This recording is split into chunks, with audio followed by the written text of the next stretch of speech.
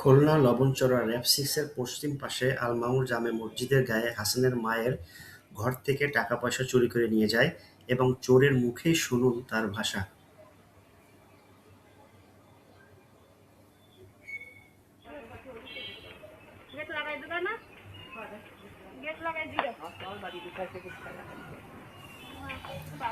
প্রথমে যাচ্ছে এই যে চোর মহিলা, পরবর্তীতে যাচ্ছে এই যে হাসানের মা।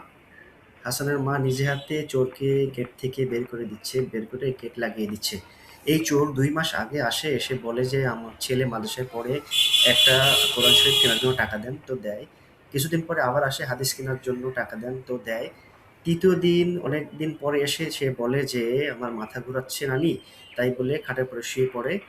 সরল মনে সে শুতে দেয় এবং শুয়ে থাকার পরে বালিশের ভিতরে ব্যাগের মধ্যে টাকা ছিল হাসানের মায়ের। সেই সর্বস্ব টাকা নিয়ে সে পালিয়ে যায় এবং যাওয়ার সময় বলে দেয় যে, "দিনকাল ভালো যাচ্ছে না, গেট লাগিয়ে দেন।" সেটা তো আপনারা নিজেরাই শুনলেন এবং বলে, "এই ক্যামেরা ঠিক আছে?" মানে সিসি ক্যামেরা আছে, সে দেখে বুঝতে পারে এবং বলে যে, "এই ক্যামেরা ঠিক আছে। একে ধরিয়ে দিন এবং সর্বোচ্চ শাস্তি দাবি করছি সবার কাছে।"